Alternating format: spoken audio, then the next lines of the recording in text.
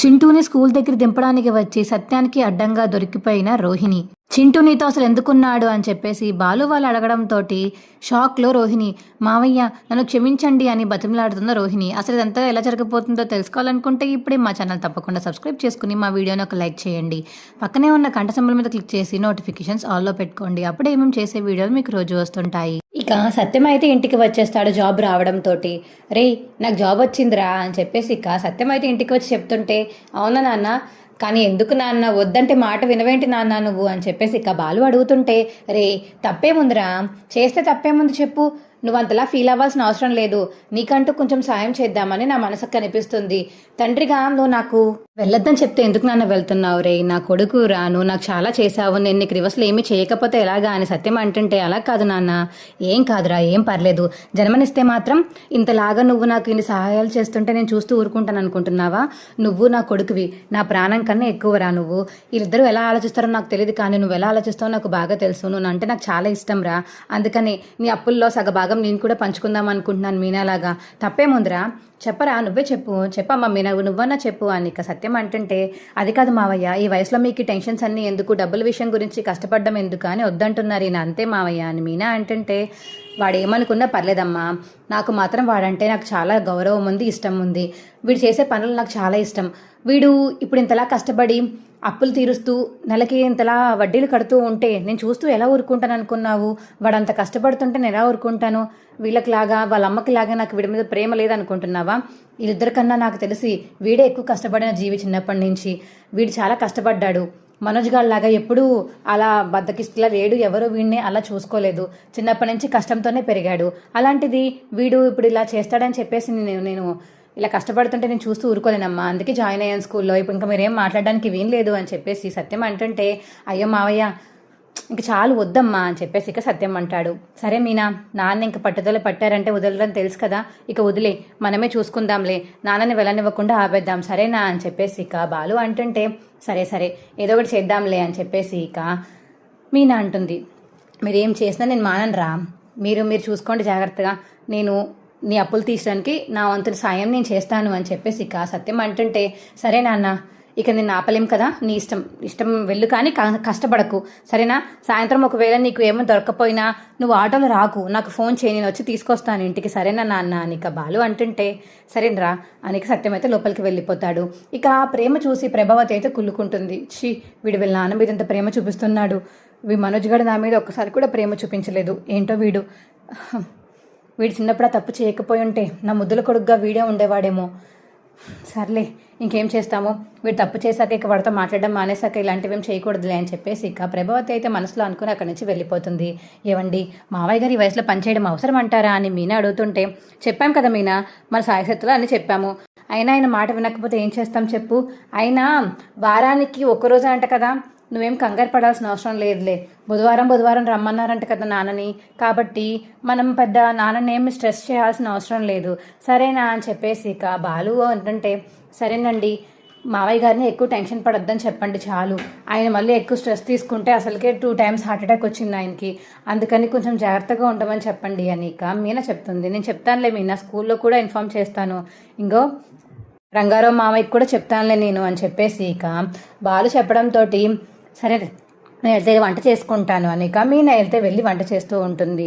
అమ్మ నాన్న మంచి పని చేశారు కదా అనిక మనోజ్ వాళ్ళు అయితే వెళ్ళి ప్రభావతి రూమ్లోకి వెళ్ళి మాట్లాడుతుంటే, రే మొన్నే నీకు ఒకటి పడింది ఈపి మీద మెడ మీద, ఇంకొకసారి మళ్ళీ పడుతుంది దవడ మీద, గట్టిగా పడుతుంది చూసుకో అని చెప్పేసి ఇక ప్రభావతి అంటుంటే, నేనేమన్నానమ్మా అని మనోజ్ అంటుంటే, ఇంకేమనాలరా నువ్వు చాలా అన్నావు, మీ నాన్న ఈ వయసులో పనిచేయడం నాకు అసలు ఇష్టం లేదు, కానీ నువ్వు చేసిన పని వల్ల నేను చేసిన పని వల్ల ఆయన ఇంకా కష్టపడుతూనే ఉన్నారు, నేనేం చేశానమ్మా నీక మనోజ్ అంటుంటే, నువ్వు డబ్బులు దొంగతనం చేసి మీరు ఎవరికి ఇచ్చినప్పుడు లేదారా, ఆ డబ్బులు లేకే కదా ఇప్పుడు మీ నాన్న ఎంత కష్టపడాల్సి వస్తుంది, ఆ డబ్బులే ఉంటే ఇప్పుడు ఎవరు అప్పు చేయాల్సిన అవసరం లేకుండా పోయేది, నేను ఎవరి డబ్బుల కోసం ఆశించకుండా ఉండేదాన్ని, చూసావా ఇలా అయిందో, ఇప్పుడు నీకు ఆ డబ్బులు పోవడం వల్లే కదా, 40 లక్షలు పోవడం వల్లే కదా అంతా జరిగింది అని చెప్పేసి ఇక ప్రభావతి అంటుంటే, ఏంటమ్మా నువ్వు చేసిన దొంగతనానికి నన్నంటావేంటి, రేయ్ నన్నంటావేంట్రా, నేను దొంగతనం చేశానా, మరి కాకపోతే మీనా వాళ్ళ తమ్ముడి మీద కేసు ఎంత, అసలు వెనక్కి ఎందుకు తీసుకున్నావు, నువ్వు డబ్బులు కాసపడే వెనక్కి తీసుకున్నావు కదా, నీ బుద్ధులే నాకు వచ్చాయి, నేను అందుకనే వాళ్ళ ఎవరికి డబ్బులు ఇచ్చేసాను, అతను నాకు ఇష్టం కాబట్టి డబ్బులు ఇచ్చాను. అలా మళ్ళీ ఇక ఎవరన్నా ఇస్తే నీ దగ్గర నుంచి తీసుకోవడమో ఎవరి దగ్గర దొంగతనం చేయడమో అని నీ బుద్ధులే కదమ్మా నాకు వచ్చాయి అని మనోజ్ అంటుంటే, రే నోరు మూగిరా యాదవా, నా బుద్ధులే అంటావా? నేను ఒకరికి ఎవరికి పడితే వాళ్ళకి డబ్బులు ఇవ్వనురా, నేను నాకు ప్రాణం అనిపించే వాళ్ళకి ఇస్తాను. నువ్వు నాకు చాలా ఇష్టం కాబట్టి నేను నీకు డబ్బులు ఇచ్చాను. కానీ నువ్వు ఛీ, నన్ను ఇలా తీసి పాడేస్తావని ఎప్పుడూ అనుకోలేదు. ఇంకొకసారి మీ నాన్న గురించి మాత్రం తక్కువ చేసి మాట్లాడావంటే నీకు మర్యాద దక్కదురా అని చెప్పేసి ఇక ప్రభావతి అంటుంటే, మనోజ్ నువ్వు ఊరుకో, నీకు అసలుకే మాట్లాడడం రాదు.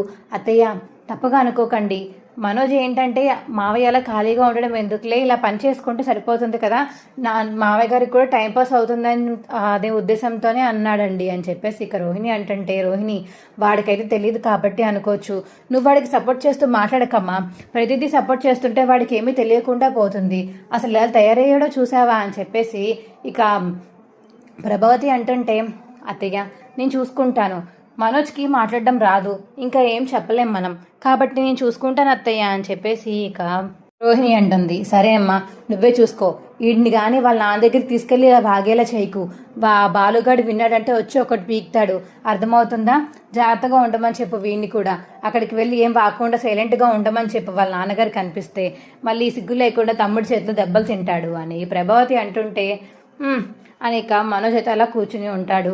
ఇక అక్కడి నుంచి ఇద్దరు లోపలికైతే రూమ్లోకి వెళ్ళిపోతారు. ఏంటి మనోజ్ నీకు మాట్లాడడం తెలీదా? ఎందుకలా ఎలా పడితే అలా మాట్లాడుతూ ఉంటావు? నిన్న మొన్న 2 రోజుల నుంచి దెబ్బలు తింటూనే ఉన్నావు, ఇవాళ కూడా కాస్త ఉంటే కొట్టేవాళ్ళు అత్తయ్య. ఏ మాట్లాడడం రాకపోతే సైలెంట్గా ఉండొచ్చు కదా, ఎవరన్నా మనిషి పెద్ద వయసు వచ్చాక కష్టపడితే ఇంట్లో ఎవరికి నచ్చదు, నువ్వేంటి ఆ జాబ్ వస్తుంది ఈ జాబ్ వస్తుంది అలా చేస్తారు ఇలా చేస్తారు ఇలా డబ్బులు వస్తాయని చెప్పేసి నువ్వెందుకు అలా మాట్లాడుతున్నావు మనోజ్? నీకు ఎన్నిసార్లు చెప్పిన మాట అర్థం కాదా నీకు అని చెప్పేసి ఇక రోహిణి అంటుంటే, అయ్యో నేను తప్పేం మాట్లాడాను రోహిణి, అందరు నన్ను తప్పు అంటారు, ఆఖరికి నువ్వు కూడా నన్నే తప్పు అంటున్నావా అని మనోజ్ అడుగుతుంటే, తప్పు నీది కాకపోతే నాది, నీకు సపోర్ట్ చేస్తూ అత్తయ్య దగ్గర మాట్లాడని చూడు, అత్తయ్య గారి దగ్గర నా పరువు కూడా పోయింది, నీకు ఎప్పుడు సపోర్ట్ చేయకూడదు మనోజ్ అని చెప్పేసి ఇక రోహిణి అనేసి అక్కడి నుంచి వెళ్ళిపోతుంది. ఏంటో అందరూ నన్నే అంటారు అని ఇక మనోజ్ అయితే మనసులో అనుకుంటాడు. ఇక సత్యం అయితే ఫుల్గా రెడీ అయిపోయి ఇక బుధవారం రావడంతో క్యారేజ్ పట్టుకుని వెళ్ళబోతుంటే అప్పుడే ఇక బాలు వస్తాడు. నానా ఎక్కడికి, స్కూల్కి వెళ్తున్నారా?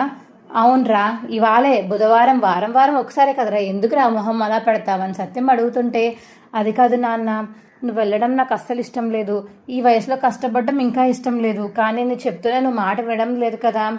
మీనా మంచిగా హెల్దీ ఫుడ్ పెట్టావా క్యారేజ్లో అని బాలు అడుగుతుంటే, అవునండి అన్నీ మావయ్య గారికి ఇష్టమైనవే పెట్టాను, క్యారేజ్ పెట్టి పొద్దున్నే వేడివేడిగా చేసి పెట్టాను, హాయిగా హ్యాపీగా స్కూల్కి వెళ్ళాక తినండి, అది హాట్ బాక్స్ కాబట్టి హాట్ క్యారేజ్ కాబట్టి మధ్యాహ్నం దాకా వేడి అలానే ఉంటుంది, మీరు చల్లారిపోయిన అన్నం తినాల్సిన అవసరం లేదు మావయ్య గారు, జాగ్రత్తగా ఉండండి, హెల్దీ ఫుడ్ తినండి, హార్ట్ జాగ్రత్తగా చూసుకోండి అని మీనా చెప్తుంటే, అబ్బాబాబా మీనా నీలాంటి వైఫ్ దొరకడం నాకు అదృష్టం తెలియదు, కానీ నీలాంటి కోడలు దొరకడం మా నాన్న అదృష్టం అని చెప్పేసి అనుకోవాలి తెలుసా. నిజంగా వారానికి ఒక్కరోజు పనికి వెళ్తున్నా నా కోసం ఎంతలా ఆలోచిస్తున్నావా అమ్మ మీనా, నువ్వు చాలా థ్యాంక్స్ అమ్మా, నీలాంటి కోడలు మళ్ళీ జన్మలో నాకు రావాలని కోరుకుంటున్నాను. సరే మీనా మేము వెళ్తాము అని చెప్పేసి ఇక సత్యం వెళ్ళబోతుంటే, ఏవండి వద్దండి అని ప్రభావతి అంటుంది. ఏంటి లక్షావతి నువ్వే వద్దంటున్నావా, మా నాన్నని వెళ్లకుండా ఆపేస్తున్నావా ఏంటి నువ్వే అని బాలు అంటుంటే, రే నోరు మీరా, ఈ వయసులో ఆయన కష్టపడడం మాత్రం నాకైనా ఇష్టమే ఏంటి, ఆయన ఇన్ని సంవత్సరాల నుంచి చాలా కష్టపడి మన అందరినీ పెంచారు, ఇంత పెద్దవాళ్ళని చేసి ప్రయోజకులను చేసిన తర్వాత కూడా ఆయన కష్టపడాలి అంటే నాకు ఆయన చూస్తుంటే మనసొప్పడం లేదురా అని ప్రభావతి అంటుంటే, రే మీ అమ్మకి చెప్పరా అలా బాధపడద్దని అని చెప్పేసి ఇక సత్యం అంటుంటే, ఆ ముఖ్యత మీరే చెప్పచ్చు కదా.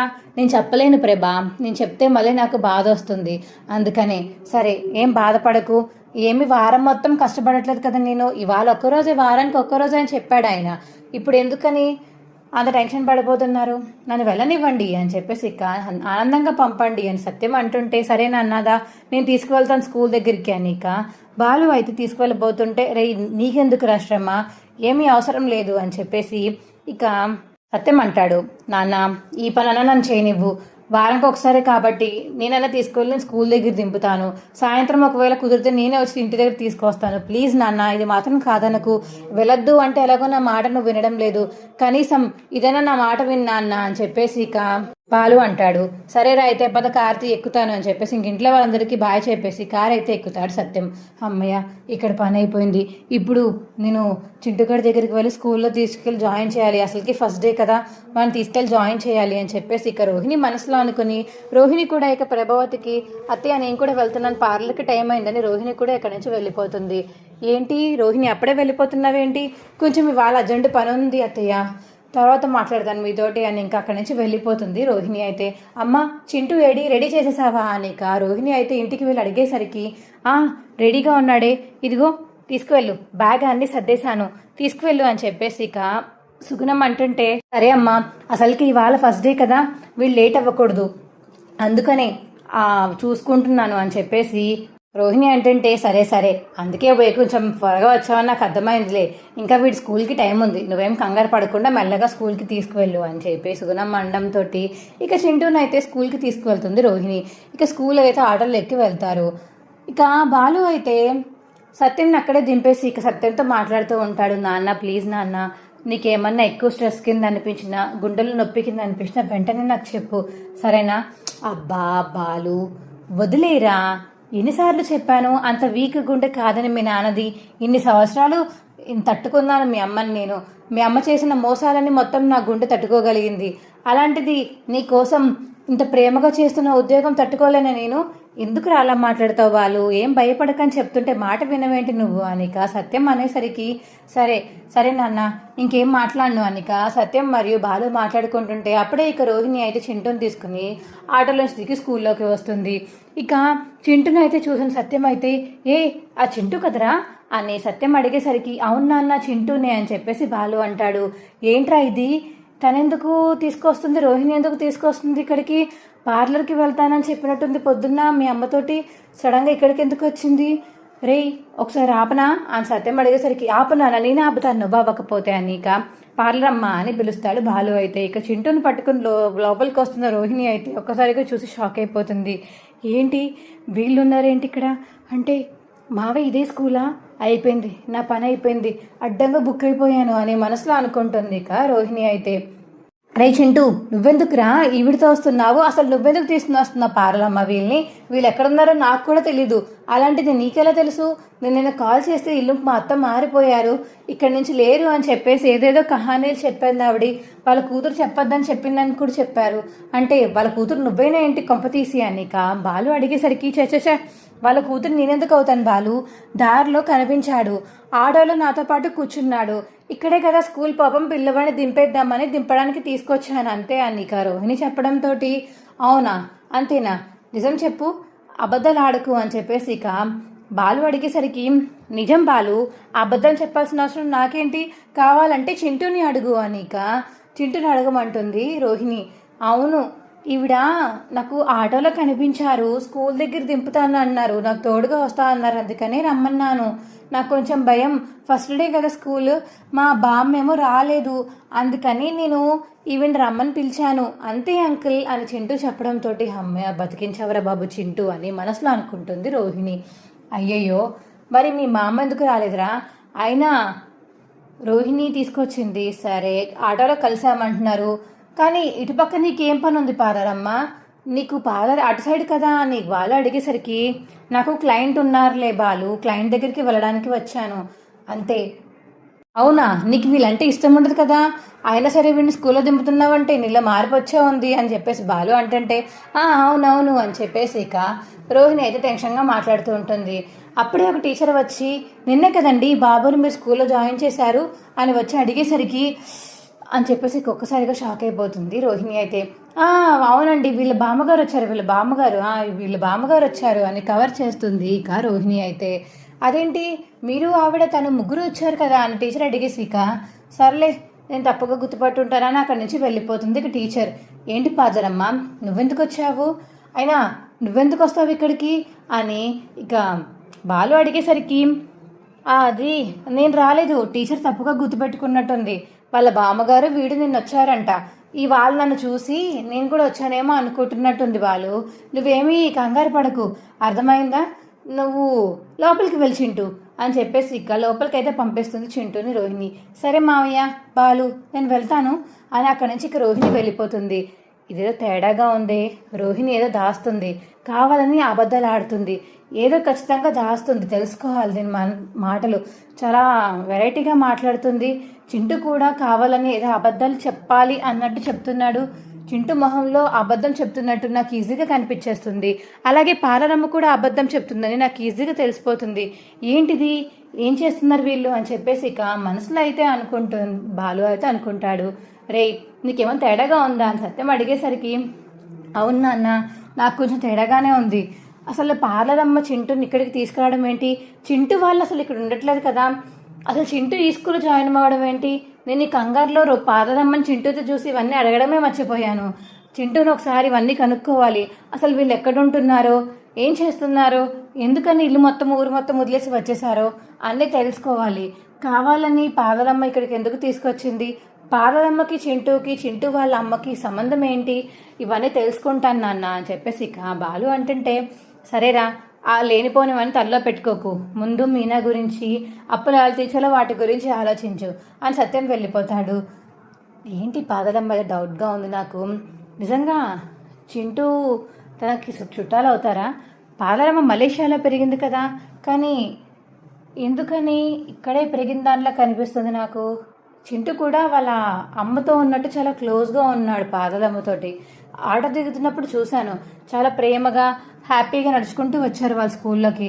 నాకైతే డౌట్ కొడుతుంది, ఈ ఖచ్చితంగా రోహిణి పార్లరమ్మ మీద చేసే ఉంటుంది చింటూని, వాళ్ళకి వీళ్ళకి ఖచ్చితంగా సంబంధం ఉండే ఉంటుంది. కనిపెడతాను, త్వరలోనే కనిపెట్టి బయట పెడతాను, అప్పుడు ఉంటుంది చూడు పార్లరమ్మకి మామూలుగా ఉండదు అని మనసులో అనుకుని బాలు అక్కడి నుంచి వెళ్ళిపోతాడు.